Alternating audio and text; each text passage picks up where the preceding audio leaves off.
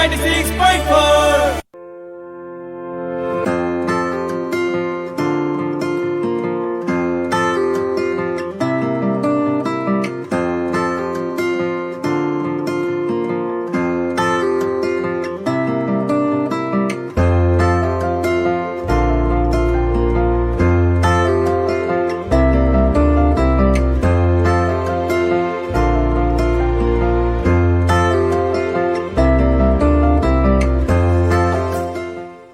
जौन किताब में औरत के पर्दा में रहे के हुकुम बा, जौन किताब में औरत के पर्दा में रहे के हुकुम बा, उहे किताब में आदमी के भी नजर नीचे रखे के हुकुम बा नो।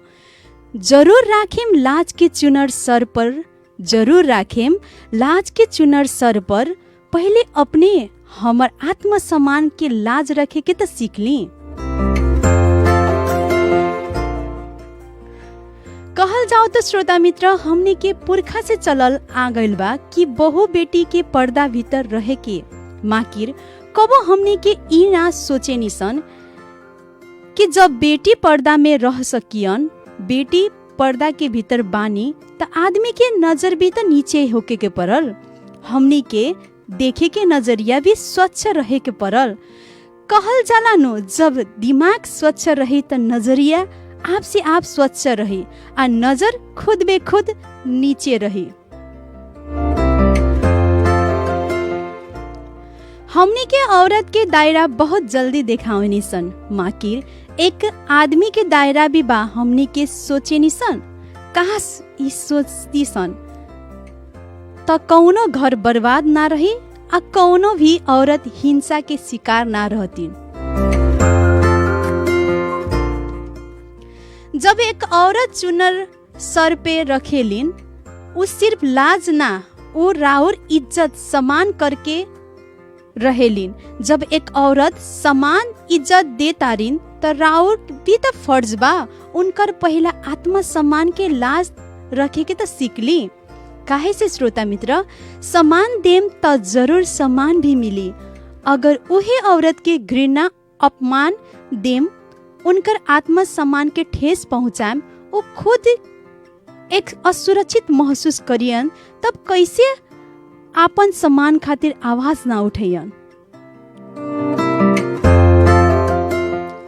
आज जब आवाज उठैयन तब हमने के ही मुंह से निकले लागी कि ये औरत असंस्कारी बारी, औरत होके पर्दा में नइखिन त का वो औरत घुट घुट के मर जास, उनकर अधिकार नहीं के समान मांगे खातिर। प्रणाम आ स्वागत बा। अबिन सुन रहल बानी रेडियो सानवी 96.4 मेगाहर्ट्ज के कार्यक्रम संघर्ष। आई आवाज अपने के संगतिया हम मानती के हमरा टेक्निकल साथ दे रहे बानी, हमी के साथ ही सहकर्मी सानो जी। और इस श्रोता मित्र, अपने लोग के मालूम ही बा कि ये कार्यक्रम हर शनिचर के दोपहरिया नेपाल खबर के बाद आवेला और ये हर शनिचर के हम एक महिला गेस्ट के ही लेके आवनी। त आज के हमी के टेलीफोन संपर्क में बानी शिक्षिका निर्मला यादव जी। स्वागत बा कार्यक्रम संघर्ष में। धन्यवाद। निर्मला जी, का हाल खबर बाटे? सब ठीक बा। अभी तो कोविड के चलते घर में बैठल बानी। घर में निकले के ना बा घर से। घरे में आवश्यक काम पड़लक तो अपन घर से बाहर गेली, अपन लेली चलैली। हाथ के साबुन पानी से धोए के बा, सैनिटाइज करे के बा, मास्क लगा के जाए के बा। ये करके अपन घर में बैठल बानी। अभी स्कूल सब बंद बा। जी जी जे उस मतलब घर में बानी, सुरक्षित बानी। सुरक्षित बानी। ये घर में रही तो सुरक्षिते रही। एकदम एकदम घर में रही, अपन जिम्मेवारी समझी कि हाँ हमी के बचे के बा और ये बचावे के बाद एकदम सही में सुरक्षित रहे सन। और निर्मला जी, ई कार्यक्रम अपने पहला सुन ले बानी कि ना? पहले वो सुशीला मैम के अथी सुशीला मैम रखले रहलन वीडियो, तो वो सुन ले बानी। कैसन लगला ई कार्यक्रम अपने के? ठीक बा, बढ़िया बा जी। अब जैसे कि मतलब हमार हर गेस्ट से एगो स्टाटस जौन हम लेके आवनी, जौन हम प्रोग्राम के स्टार्ट करेनी, उहे स्टाटस से ही हम अपन प्रश्न हमार गेस्ट खातिर हम रखले रहेनी। आज के अपने के प्रश्न बाटे, जौन किताब में औरत के पर्दा में रहे के हुकुम बा, जौन किताब में औरत के पर्दा में रहे के हुकुम बा, उहे किताब में आदमी के भी नजर नीचे रखे के हुकुम बा नो। जरूर राखेम लाज के चुनर सर पर, जरूर राखेम लाज के चुनर सर पर, अपने हमर आत्मसम्मान के लाज त राखे के सिकली। एमे रउआ के विचार चाहिँ कथी बाटे, कथी कहे के चाहम एमे? अब ठीक बा, उ अपन तो संस्कार है कि अपना जोन संस्कार है अपना समाज के जोन अथी है रीति रिवाज, जी जी बड़ा रीति रिवाज में तो रहे के पड़ल, लेकिन सब केहू के भी सहयोग से भी रहे के पड़ल नु। अब दोसर के अब चुनर में रही घूंघट तानले रही या दोसर के ओकरा के जिसकाई चाहे दोसर ओकरा के टॉर्चर करी तो वो तो न करे के भेल न। सबके मतलब समान तरीका से रहे के पड़ल न। जी जी, जैसे कि अपने तो इज्जत करतानी, सम्मान देतानी, मतलब अपन केहू के अपने घर में रहतानी, इज्जत देतानी, सम्मान देतानी, एगो घूंघट में ही रहतानी।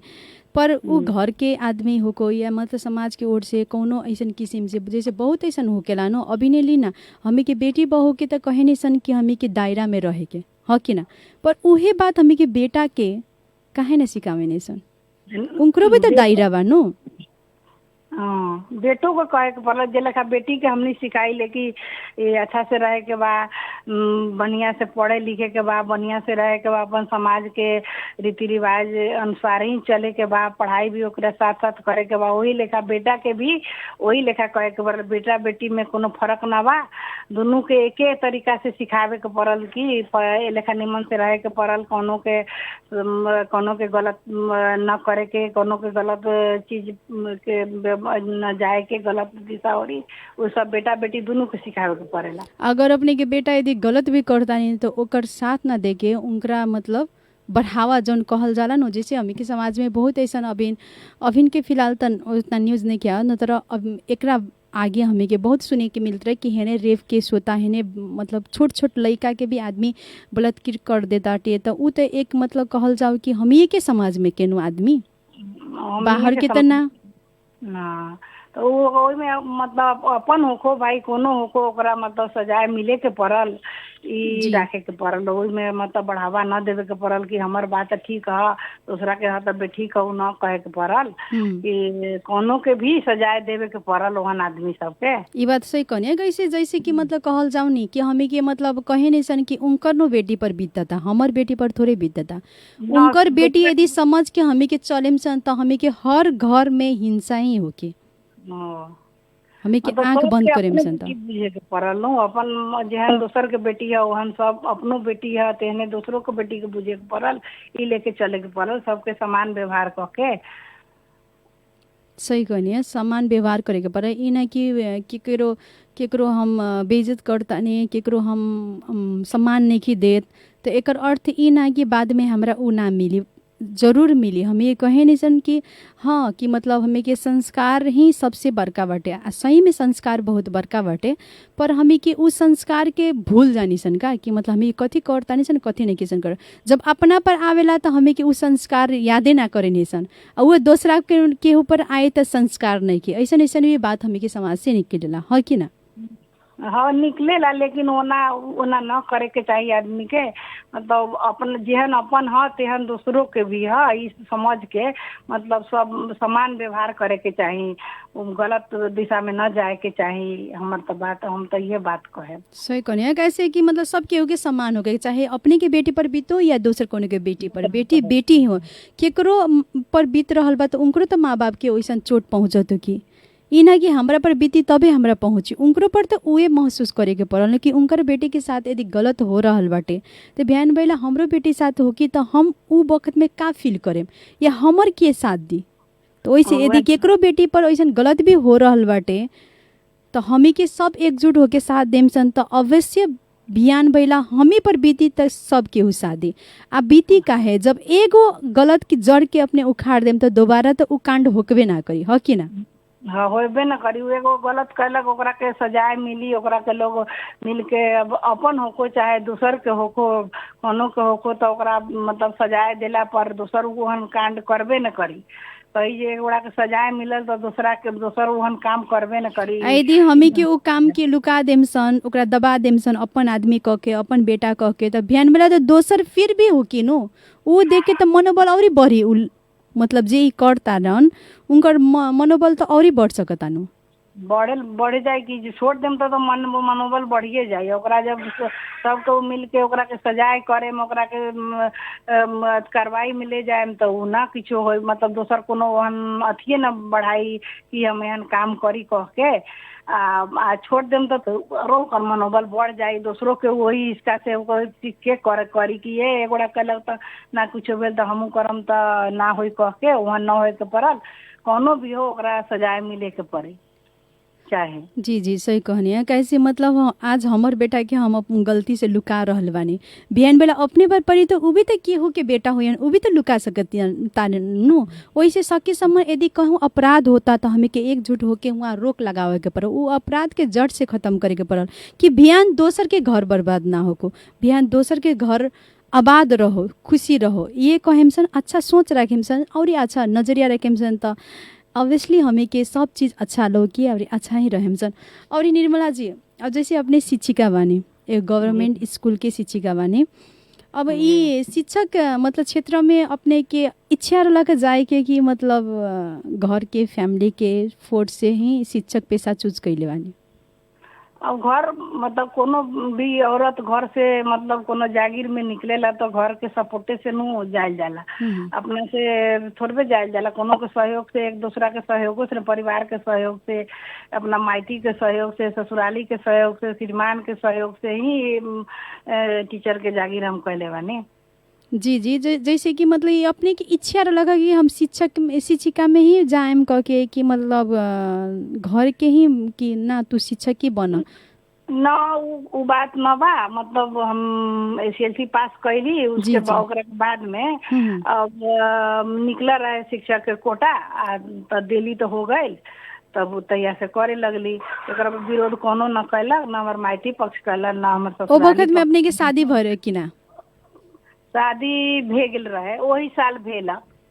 जी जी, यानी कि घर से पूरा सपोर्ट रहे अपने के कि हाँ जागीर करे के पड़ी के तरफ से, ससुरालियों तरफ से सब सपोर्ट रहे, तब हम कैली। सब लोग सबके हमें सहयोग कैलन, कोनो एकर विरोध न कैलन, हम अपन कैली। अपन जहाँ पहले तो गाँव में रहली तो अपन गाँव घर जैसन, जैसे अब माथा पर मतलब घूंघट रख के जाए के पड़ल समाज में, बहू के संस्कार तो अपन छोड़े के भी ना चाहिए। वही संस्कार में अब जे लेखा रहली तेही लेखा गेली अली। तेकरा बाद में तब यहाँ बीरगंज सरुआ करा के चल अली। तेकरा बाद तब अब तैयो इहों भी अपना संस्कारे में अपन रहली, अपन टीचिंग जागीर कैली। 28 वर्ष से हम जागीर करतानी। अच्छा, 28 वर्ष हो गल अपने के? जी। अभी मतलब रिटायर होके के समय आगल बा कि अभी 7 वर्ष बाकी बा? 7 वर्ष बाकी बा। और मतलब शिक्षक पेशा अपने के मतलब पसंद पड़ेला कि हाँ मतलब हमी के कहे नहीं सन कि गवर्नमेंट? जी पसंद तो पड़ेला जी, जैसे कि मतलब हमी के कहे नहीं सन कि हाँ गवर्नमेंट पेशा में, गवर्नमेंट जागीर में टीचर में कि मतलब पैसा तनका लौकेला ना, उहे हमी के प्राइवेट सेक्टर में ना लौकेला। मतलब शिक्षक पेशा में गईला पर कोनो आमदनी नहीं के, मतलब बहुत आदमी के ऐसा लागेला। अपने के विचार में का बा कि सही में हमें कि शिक्षक पेशा में हम बहुत खुश बानी। जितना अपन ड्यूटी कैली, अपन टाइम से स्कूल गेली अली, अपन घर परिवार के काम सब सखा के अपन स्कूल गेली अली, ये से हम बहुत खुश बानी टीचर के जागीर। जी, मतलब अपने मतलब सेटिस्फाई बानी कि हम एगो शिक्षक हैं, हम बहुत ऐसा बाल बच्चा के भविष्य बनावतानी कि ई ना कि हम अपन घर के ही बाल बच्चा के भविष्य, अपने तो बहुत जाना के भविष्य बनावतानी नो। कैसे अपने के शिक्षा से ही बहुत आदमी बिहान जाके शायद हो भी गए हो के मतलब, जैसे अपने कहनी है कि 28 वर्ष बच्चा सब तो इंजीनियर डॉक्टर सब हो गए बा। गाँव में रही ना तो बच्चा सब तो इंजीनियर डॉक्टर सब हो गए बा। अब इन भेंट हो लोग के जब मैम कहते हैं मतलब अपने कैसे फील होता कि कैसे महसूस होता कि?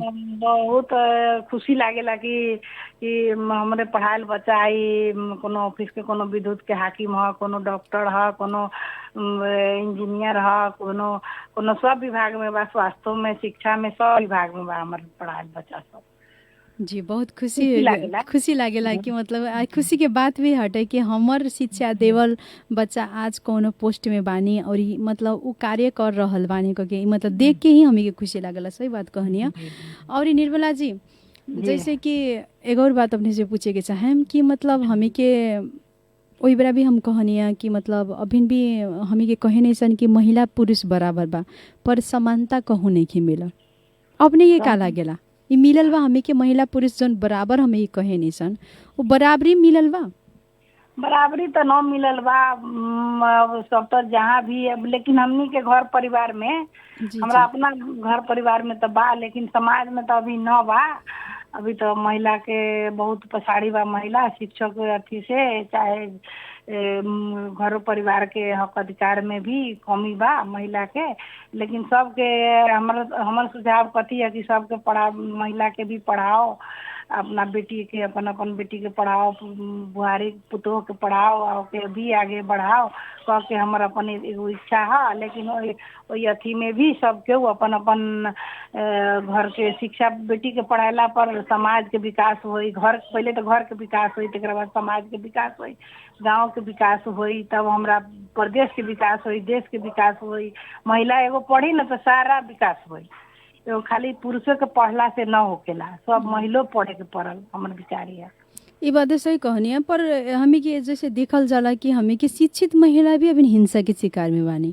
एमे अपने कथी कहे के चाहम जैसे शिक्षित महिला होकर भी अपन पैर पर खड़ा होकर भी मतलब घर परिवार के ओर से होको मतलब बहुत ऐसा दिक्कत सहे के पड़ला शादी भइला के बाद में। कहल जाला न कि पति आ घर अच्छा मिली तो जिंदगी स्वर्ग रहे, यदि पति आ घर अच्छा ना मिली तो जिंदगी नर्क होकेला एक औरत खातिर। एमे अपने के कथी विचार बा? ओहि में अब वहन मतलब वहन समस्या करे वाला सबके हमरा विचार से कि वहन सब न करे के चाही।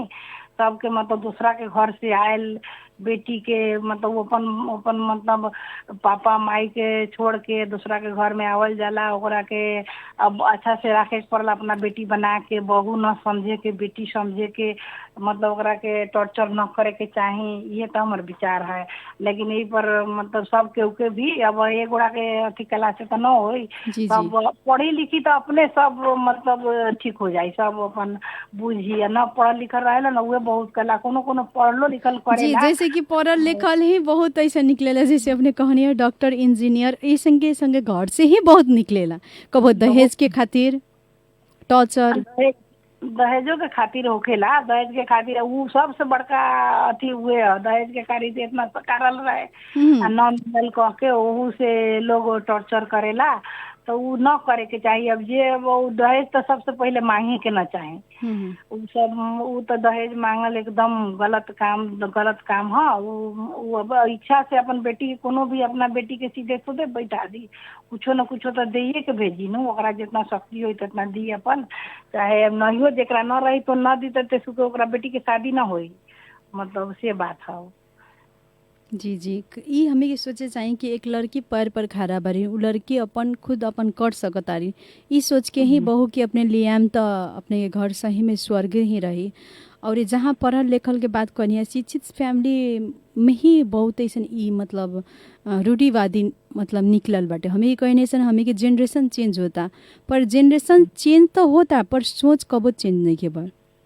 सोच कोनो के पहिल के रहेला। ये सब पूरे घर में तो न रहेला, लेकिन यहाँ कुछ कुछ घर में यहाँ सोच रहेला कि मतलब ससुरारिये पक्ष से दी को कतनो अपना दी पास के जी रहेला, जी लेकिन कितनो होको पर ससुराली तरफ से ही मिलो के आशा ओने करी रहेला।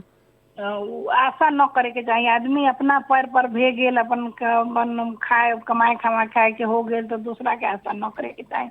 मेन कह के लोभ ही ई सब करेला कि ई सब पूरा महिला हिंसा के अथी है। लोभे जी के जी नु जी अब ओकर बेटी आए रहेला कहेला जे तोरा बाप से इतना ले आब तब तोरा ई करेम बाद में न देवेला तो हम ये ओकर कहे नहीं टॉर्चर सन कि मतलब एक लव मैरिज में ही एगो इंटरकास्ट मैरिज में ही ये सन का बात निकलेला।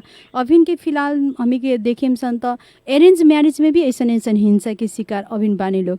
ई ना जरूरी बा कि इंटर मैरिज में ही, इंटरकास्ट मैरिज भी अभी भी बहुत लोग कैले बानी लोग, शायद बहुत जना के सक्सेस भी भइल बा।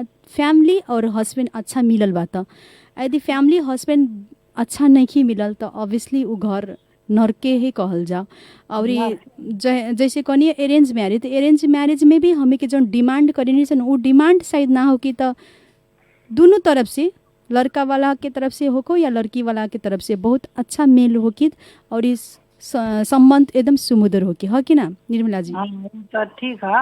अब जैसे कोनो भी अपना लड़का के पढ़ा लिखा दिलक, अच्छा मतलब डॉक्टर इंजीनियर बना दिलक, और चाहे जे बेटी वाला हमार पढ़ाई के पूरा जितना पढ़े खर्च दी। जी जी। वो अपन तू अपना बेटा के पढ़े लो, उन्हें पढ़ल लिखल पुतो खोजे के चाही, उतने पढ़ल लिखल ओकरा बराबरी के अपन आयल तो अपन दोनों आदमी मिलजुल के रहल, बढ़िया से सुखी से रहल। उ हमनी के सोच ई है कि कोनो भी आदमी के बेटा जब इंजीनियर डॉक्टर बन गेल, कोनो भी पद पर चल गेल तो वही हिसाब वही अथी में पुतोहो लावे के चाही, ओकरा पैसा रुपया के न अथी करे के चाही, दहेज के प्रथा हटा देवे के चाही हमनी के समाज में। ई हमनी के सोच बा। हमनियों को दूगो लड़का बा तो हमनी चाहिए जे अपना लड़का के कोनो से पैसा लेके शादी करी कह के। हमरो बच्चा बात डॉक्टर है, वो इंजीनियर है, शादी करे के बा, लेकिन हमनी के सोच है डॉक्टर बा तो ओकरे लायक के शादी कल जाए, इंजीनियर बा तो ओकरे लायक के साथ शादी कल जाए, लेकिन केकरो से मतलब दहेज के हटा देवे के डिमांड करके ना। सोचबा हमने के ये सोचबा कि यहाँ जी। अब कहल जाला न कि मतलब सब घर एक नास के ना होकेला, जैसे कि अपने के सोच कैसन बा वो सब के एक होए के पड़ल कि समाज में मतलब वन अथी सोच बूझ क के पढ़ला लिखला पर सब लोग पढ़ी ना घर में तो अपने मतलब शिक्षा होई तो अपने होई कि दूसरा के चीज न लेवे के पड़ेला, ओकरा निमन संस्कार होई तो वो अपने कही। हमर विचार तो ये है पढ़ला लिखला पर कुछ बुद्धि विवेक होकेला, अथी होकेला। कोई आदमी तो पढ़लो लिखलो भी अंधा जैसन व्यवहार जान के भी अनजान बने नहीं लोग, अनजान बन जाला। तो वो अब कैसे सुधार हो? अब धीरे धीरे सुधार हो जाए, पहले से तो बहुत सुधार बा। जैसे अपने हम मिलियम सन तो श्योर सुधार हो कि कैसे अपने के जैसे सोच कहने है कि हमरो दूगो बेटा बानी, एक डॉक्टर बानी, एक इंजीनियर बानी, फिर भी हमार सोच कथी बाटे कि हम एक पैसा दोसर के ना लेके बरू हमार अपन बेटा के वैसन पैर पर खड़ा कर देले बानी कि वो अपन वाइफ के कमा के खिया सकतानी और एक सक्षम हो सकतानी के। या मतलब हम एगो इच्छा चाहिँ हर आदमी के रहला कि जैसे हमारे बेटा बने वैसन के हमारे पतो भी आवस, या जैसे हमारे बेटी बने वैसन के हमारे दामाद आओ, है कि ना? ये हमें की इच्छा रहेला, हर घर में ऐसा इच्छा रहेला।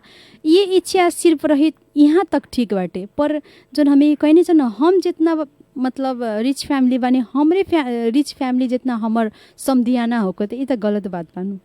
वो मतलब रिच फैमिली के बात न है, मतलब वो पढ़ल लिखल हो गए रिच समधियाना से पढ़ल लिखल हो गए, लड़की मिल गए, दामाद मिल गए बढ़िया, तो रिच होको भाई कमजोर होको इससे न कोनो फर्क पड़ेला। वैसे भी हमी के ससुराली के पैसा से का करे के बा, है कि ना? जितना हम कमाता नहीं, जितना अच्छा से बानी हम अपन परिवार चलावता नहीं।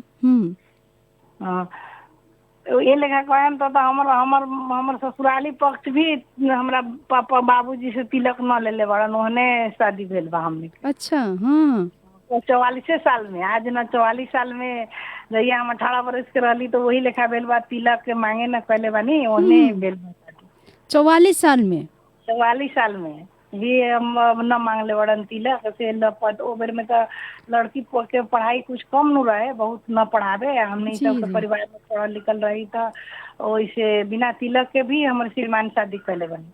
जी। अपने के नैहर कहाँ हटे या ससुराली कहाँ? रौतहट जिला बा, माधव नारायण नगर पालिका, लौकाहा वार्ड नंबर 7, आ ससुराली है परवाहा नगर पालिका वार्ड नंबर 4, लौकहे टोल के नाम है, दोनों के टोल के नाम लौकहे है।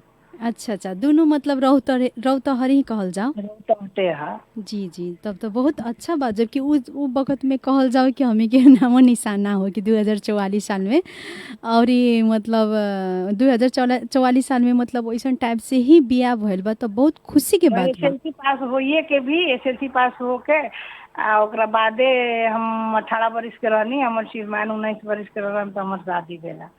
वो इंजीनियर रहला ना, हम एसएलसी पास करके अपन बैठल अधिकार। अच्छा, मतलब अपने के श्रीमान से इंजीनियर हैं। ठीक बात। तो मतलब कहल जाओ कि हर घर सेम नहीं के? सब सेम ना है, लेकिन एहने होए के पड़ल सब घर के, से बात कर दी। हाँ हाँ, सही बात कहनी है। और ये मतलब निर्मला जी एगो और अब जैसे अपने से बात करते करते अच्छा लगा था कि मतलब सही में कि ऐसा में परिवार अभी भी बानी लोग कि मतलब ये दहेज के एकदम खिलाफ बानी लोग, ऐसा होके भी चाहिए। अगर हर घर ऐसा हो जाए तो शायद मतलब हमें के जनरेशन चेंज होता तो हमें के सोच भी चेंज करे के पड़ल करके। हमें के यदि हो जाए तो शायद कौनो महिला हिंसा के शिकार ना रहतीन आ केकरो घर बर्बाद ना होके। हमार विचार में चाहिए ये बाटे ई चाहिए रही तो शायद हर चीज़ अच्छा रही आ हर चीज़ सफल रही।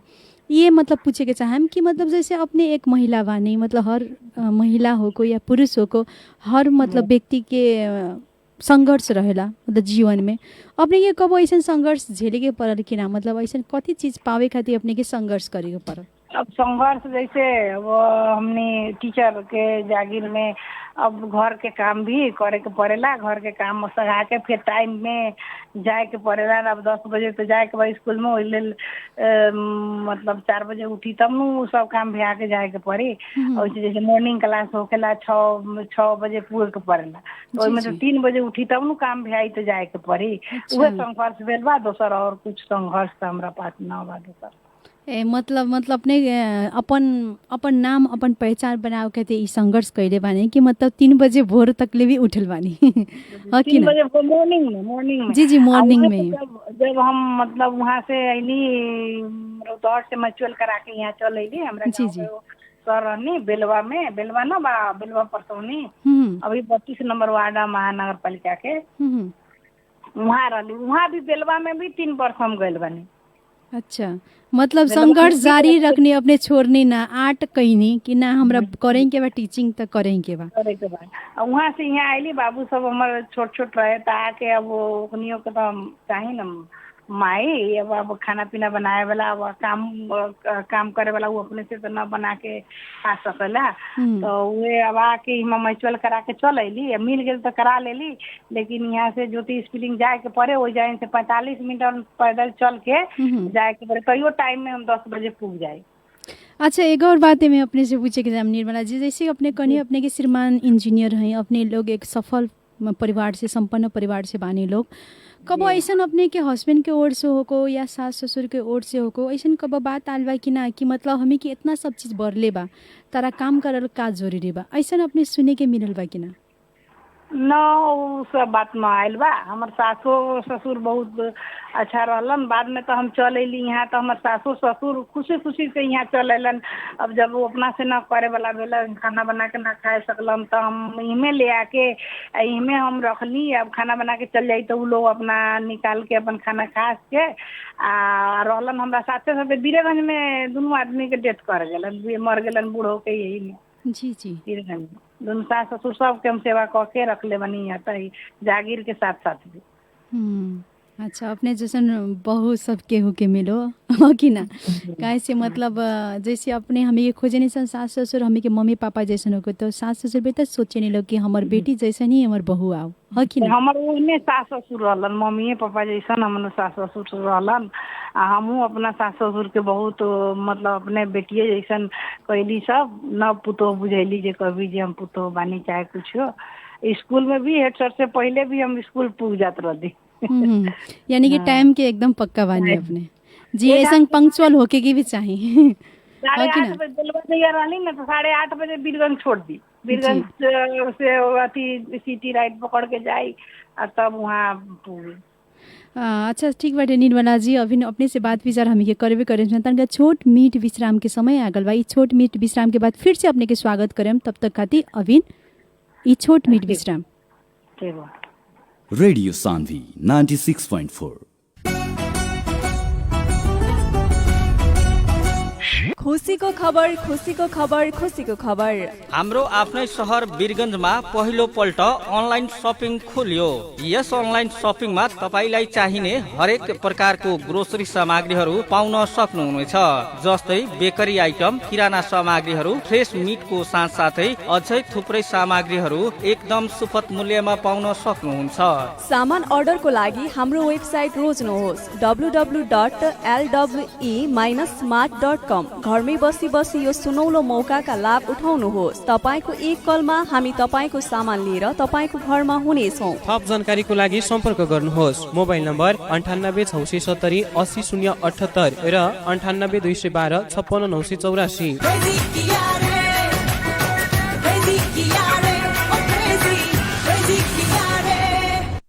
विकास निर्माण कार्यका लागि अब तपाईको साथमा पीसी इन्फाटेक प्राइभेट लिमिटेड। कुनै पनि संरचना निर्माण गर्न अहिलेको आवश्यकता भनेको हेभी मेसिनरी इक्विपमेन्ट हो, जुन सजिलै अनि खोजे जस्तो पाउन गाह्रो हुन्छ। तर अब तपाईको साथमा छ पीसी इन्फ्राटेक प्राइभेट लिमिटेड, जहाँ हेभी इक्विपमेन्ट जस्तै bitumen distributor, paver finisher, pneumatic roller, motor grader, backhoe loader, soil compactor, tandem roller, transit mixer, excavator, hydra crane, boring गर्ने machine, concrete pump, diesel generator लगायतका सामग्री सुपथ अनि सहजै तपाईकै ठाउँमा pound सक्नुहुन्छ। दैनिक, मासिक वा वार्षिक तपाईको आवश्यकता अनुसार भाडामा लिन सकिने सुविधा। विस्तृत जानकारीका लागि सम्पर्क पीसी infratech private limited, Birgunj, रामगढवा 24, dry port नजिकै। सम्पर्क नम्बर 98 450 34 771 र 98 451 58 749। पीसी इन्फ्राटेक, विकास निर्माणका लागि तपाईको साथमा। प्रदेश 2 कै पहिलो Birgunj heart and super speciality poly clinic. हजुर, प्रदेश नम्बर 2 कै कार्डियोलोजिस्ट डीएम महिला डाक्टर मधु गुप्ता सेवा दिँदै हुनुहुन्छ। साथै doctor Maheshwar Prasad Kurmi consultant physician, doctor Shyam Kumar Gupta नवजात शिशु तथा बाल रोग विशेषज्ञ, डाक्टर तरनुम अफरोज, डाक्टर राजेश शाह स्त्री तथा प्रसुति रोग विशेषज्ञ र doctor Ranjit Chaurasia neuro surgeon. हाम्रा सेवाहरू कार्डियोलोजी, डायबिटोलोजी, न्युरोलोजी, पल्मोनोलोजी, ग्यास्ट्रोलोजी, गाइनकोलोजी र पेडियाट्रिक। साथमा ECG, echo, UST, TMT, Holter, ABP, PFT, endoscopy पनि गरिन्छ। सम्पर्क Birgunj heart and super speciality poly clinic, Akriti tower, तेस्रो तल्ला, बिर्ता 10 तले भवनको उत्तरपट्टि। मोबाइल 98 431 076 48 र 98 262 82 980। क्लिनिक खुल्ने समय बिहान 7 बजेदेखि बेलुकी 8 बजेसम्म। One of the best clinic, Birgunj heart and super speciality poly clinic. काका काका ए लौ न, के भो काकालाई? ओहो, हार्ट अट्याक भए जस्तो छ त। लौ न, छिटो गरौँ न, यहाँ मान्छे मर्ला जस्तो भइसक्यो। के गर्ने त, कहाँ लैजाने? अब यता लग्ने उता लग्ने भनेर समय खेर नफालो, बरु सिधै डाक्टर जितेन्द्र कुमार मिश्राकोमा लिएर जाउँ। डाक्टर जितेन्द्र, त्यहाँ चाहिँ किन लैजाने नि? किनभने प्रदेश नम्बर 2 मै एकमात्र क्याथल्याब सञ्चालन गर्न सक्षम डाक्टर हुन् जितेन्द्र कुमार मिश्रा। ए हो र? अनि के सुविधा उपलब्ध छन् त?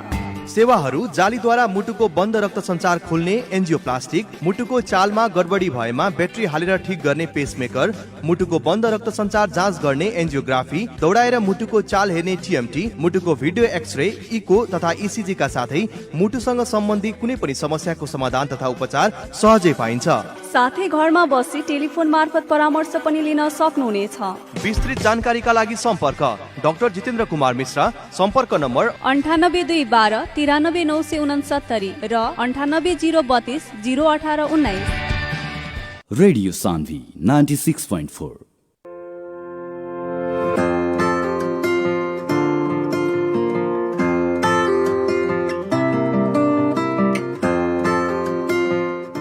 फिर से स्वागत करता नहीं। अभी सुन रहे रेडियो सानवी 96.4 मेगाहर्ट्ज के कार्यक्रम संघर्ष आई आवाज़ है अपने के संगत हम मानती के हमारा टेक्निकल साथ देर बानी शानू जी।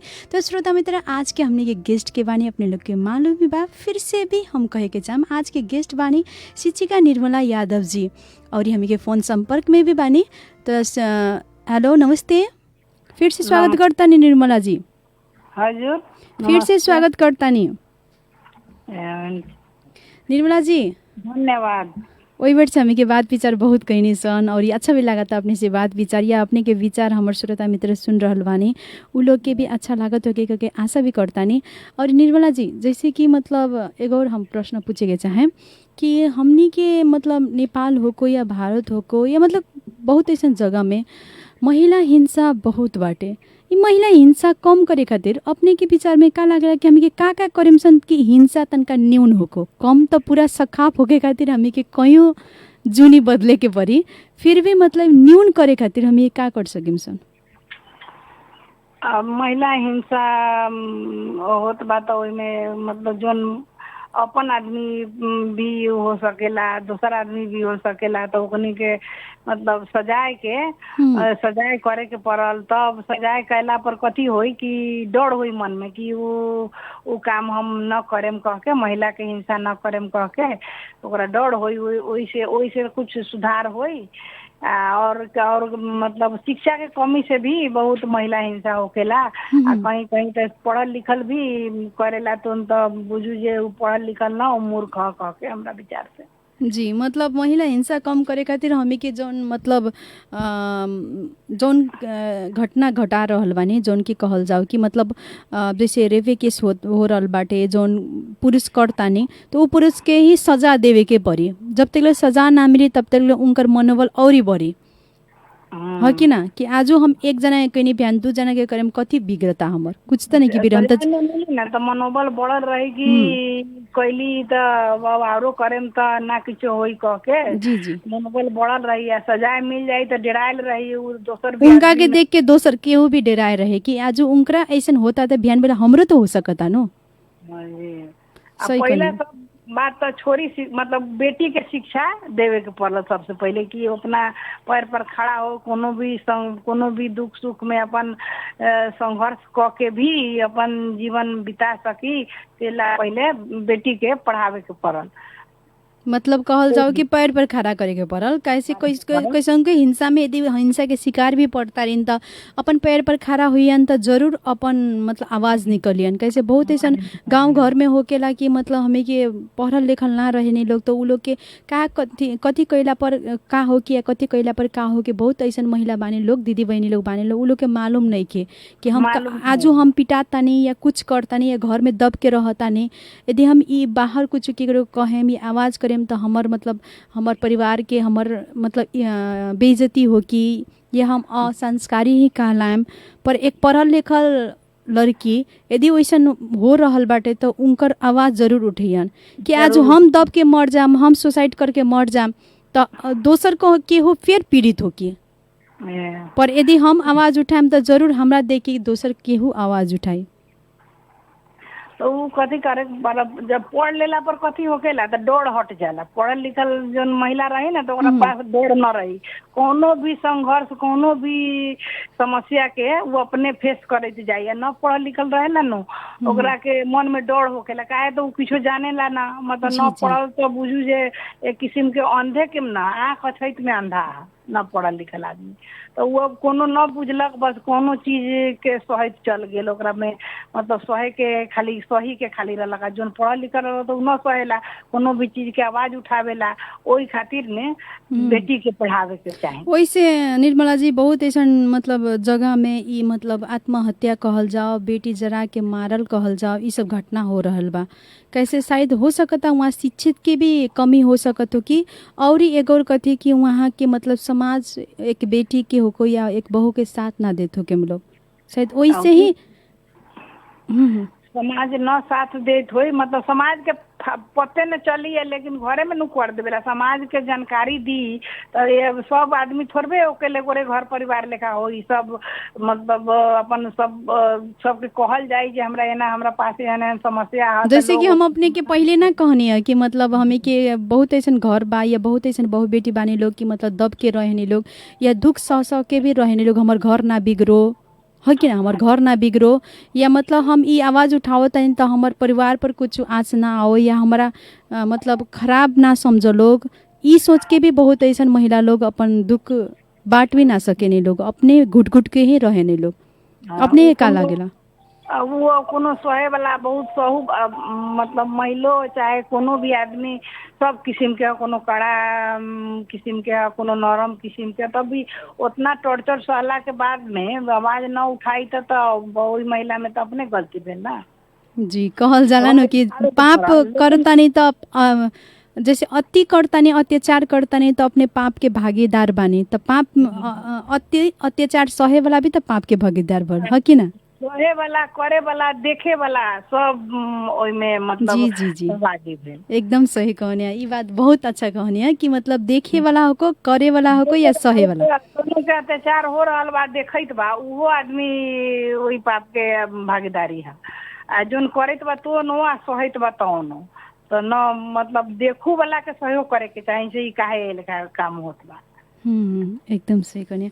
और एक और बात अंतिम में पूछे के चाहेम कि मतलब हमें जितना सुन रहल रेडियो सानवी 96.4 मेगाहर्ट्ज के कार्यक्रम जो संघर्ष चल रहल बाटे एमे अपन विचार अपने राखतानी हमें कि जितना श्रोता मित्र के कथी कहे के चाहेम रेडियो मार्फत? सबके कहे चाहेम कि सबसे पहले तो अपन बेटी के पढ़ाई लिखाला पढ़ला पर कथी होकेला तो आत्मबल होकेला। मतलब वो कोनो भी सब बेटी के दुख थोड़बे होई, कोनो एहन पड़ जाला तो मतलब ओकरा आवाज उठावे के ओकरा पास आत्मबल होई। पढ़ला लिखला पर आत्मबल होकेला आ न पढ़ल लिखल रहेला न ओकरा मतलब वो कुछ जानबे न करेला, ओकरा से कुछ न होकेला। यही से हमारा विचार है कि सब के अपना बेटी के पढ़ाई अच्छा शिक्षा दी आ ओकरा अपना पैर पर खड़ा करी जे दुखो पड़ला पर वो अपन कमा के खा सकेला, अपन जिंदगी काट सकेला। ये हमारा अथी हो। सब श्रोता के हम ये कहेम कि अपना लड़की के पढ़ाई बढ़िया संस्कार दी, वही संस्कार के अनुसार अपन चले। जी जी एकदम सही कन्या। और निर्मला जी हमें के इतना समय देनी अपने के बहुत बहुत धन्यवाद बा। अपना वो के भी धन्यवाद है। हम पहले वो भी मतलब चुनाव में और वो भी कोनो कार्यक्रम में हम बोलले बानी। अब अपने तो अब एने के हमारे रौतहट जिला है और न मैथिली है न भोजपुरी है, बीच पड़ेला। उतना बढ़िया से भोजपुरी न आयल हो वही लाल माफी। ना एकदम ठीक बाटे में कोनो मिस्टेक नहीं की, एकदम ठीक बाटे। जितना सुन रहा श्रोता मित्र बानी लोग अपने के आवाज हो को या अपने के बोली हो को या अपने के विचार हो को पसंद कैले हो के के आशा भी करतानी। और निर्मला जी समय के कुरा खातिर रुकेला ना समय के पकड़ के रख सकल जाला वैसे हमियों के समय आगल बा तो अपने से विदा मांगतानी। नमस्ते। धन्यवाद जी श्रोता मित्र का कहीं कि समय हमरो हो गल बा उन्हीं से इशारा दे रहल बानी हमी के सानो जी की मानती जी समय हो गल बा। तो जाए से पहले हम ये कहे के चाहेम श्रोता मित्र कि अगला सप्ताह फिर ऐसन के सफल नारी के हम लेके अबे करेम उनकर विचार अपने लोग के माज में सुनेबे करेम। पर हम ये कहे नहीं सन बोली में तरफ व्यवहार में भी तो उतारे के पड़ल। हमनी के अपने लोग सबके हुए यदि व्यवहार में उतारी तो हमरा एकदम विश्वास बा कि हमी के समाज एकदम स्वच्छ और अच्छा रहे। जब समाज घर परिवार इंसान स्वच्छ रही तो हमी के अच्छा से ही रहेम सन और कोनो घर बर्बाद ना हो के और कोनो घर में हिंसा के केहू शिकार ना हो के। वैसे ये कहते आज के संघर्ष कार्यक्रम से हम विदा मांगतानी। तब तक ले सुनते रही रेडियो सानवी 96.4 मेगाहर्ट्ज।